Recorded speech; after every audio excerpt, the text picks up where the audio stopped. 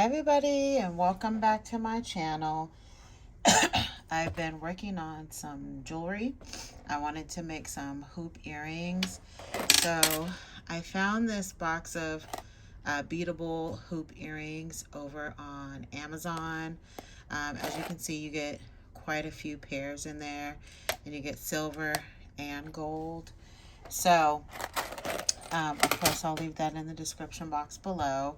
Let me show you some of the pairs that I made, and then we'll make a pair together. So here's the first pair that I did. I used Heishi beads, and I used some like frosted beads that I got from one of my design team packages, probably BB Crafts years ago. But I did go ahead, and what I did, some of them I didn't and some of them I did. So for this first bead, I did go ahead and use a little bit of E6000 as well as the back bead. Now what you're going to notice is that this is very thin. If it were to fall off your ear or something, it could go flying off. The beads will just come right off of there.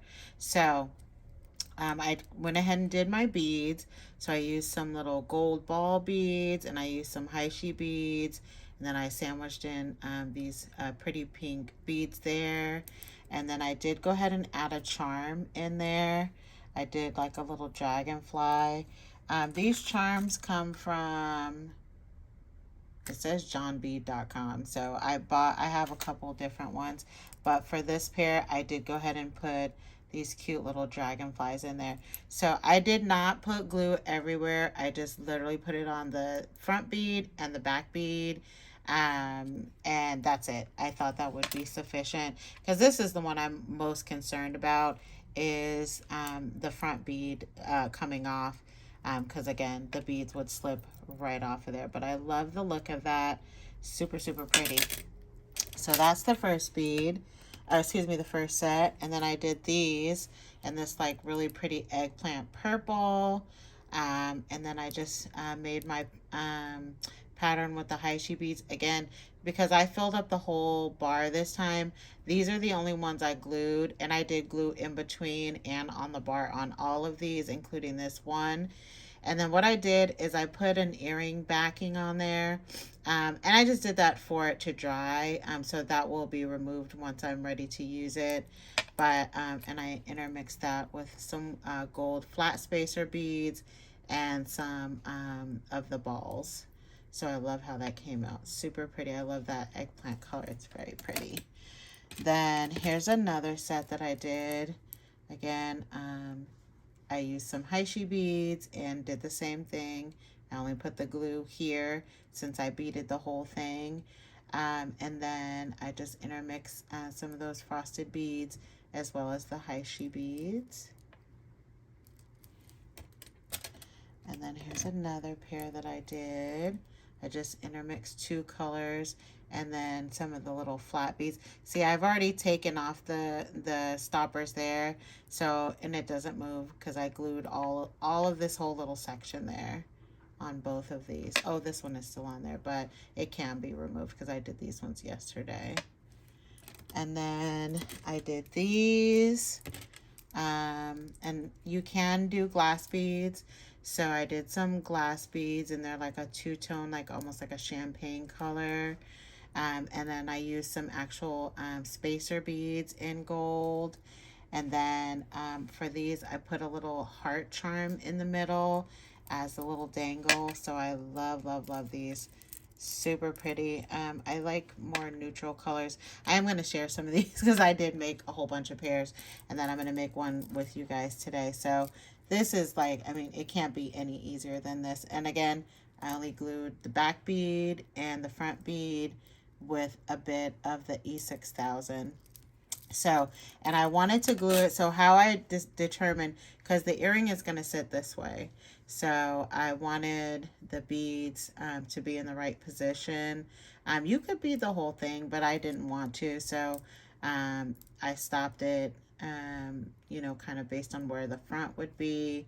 And then this part is just blank right there, but they won't move. because since I used that E6000, but I'm loving how these turned out. I can't wait to wear these. These are adorable.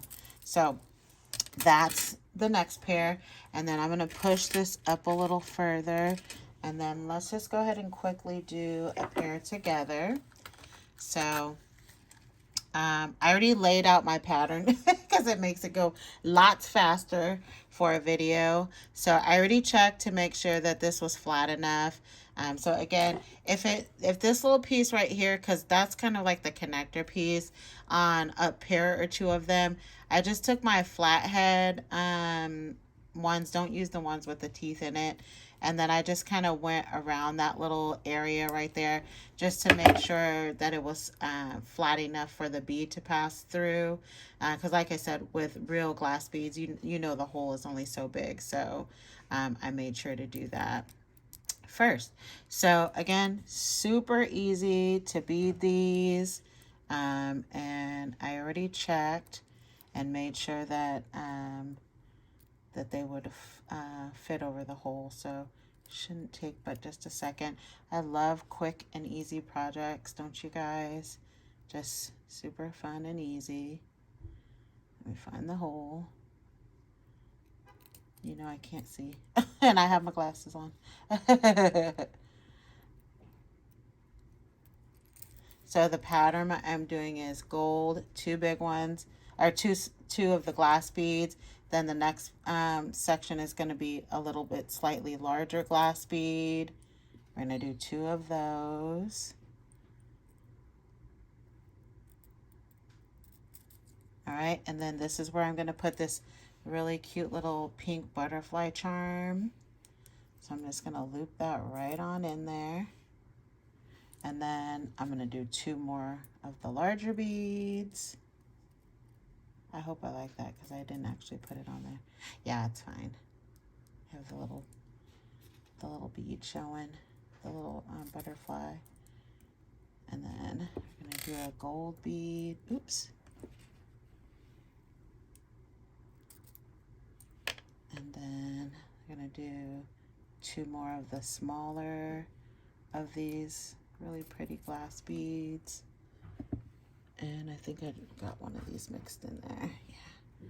Just grab this one, put that on there. And then I'm going to go ahead and put on one more of the, oh, I love that. So pretty, right? And then I'm just going to take a very teeny tiny bit of this glue, the E6000. Since it is meant for metal glue. So again, I'm going to close this up and see, I want it to be flat right here. So this is where I'm going to glue the first bead. So I'm going to slide that up a little bit. I'm just going to put like a little teensy amount. And you guys know with E6000, it becomes a goopy mess if you put too much. And I'm just going to go do a little bit on the back side.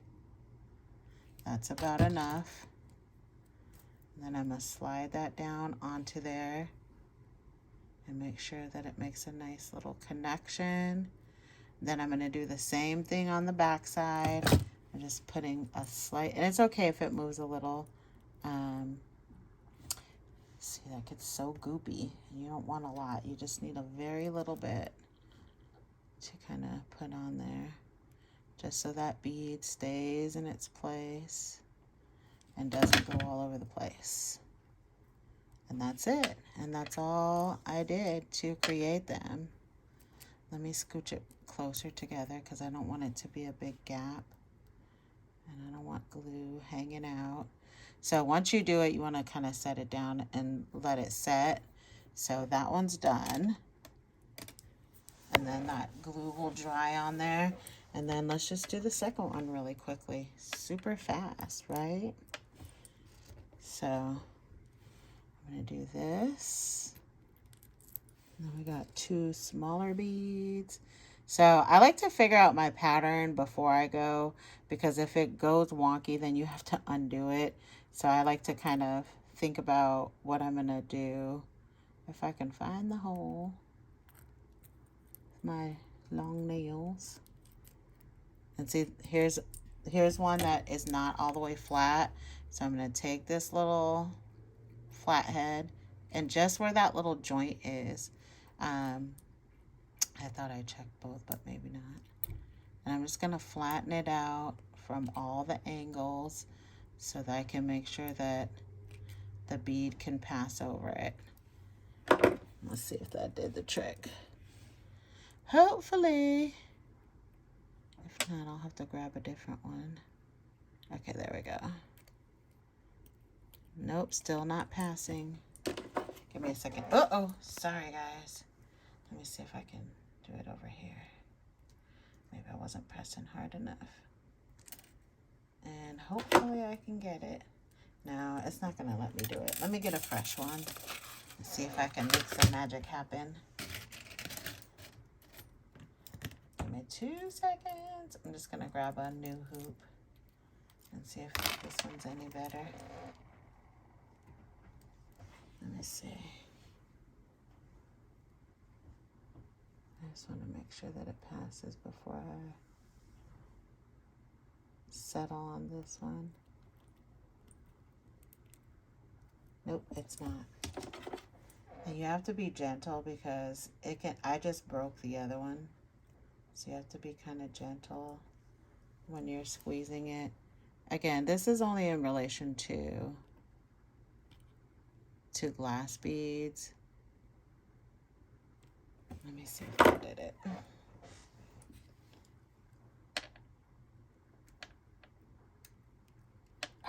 Okay, this is not working.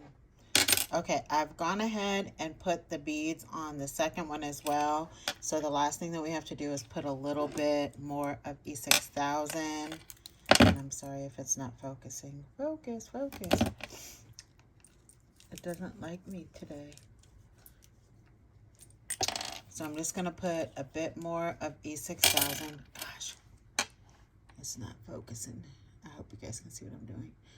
Oh, that's way too much. That is way, way, way, way, way too much.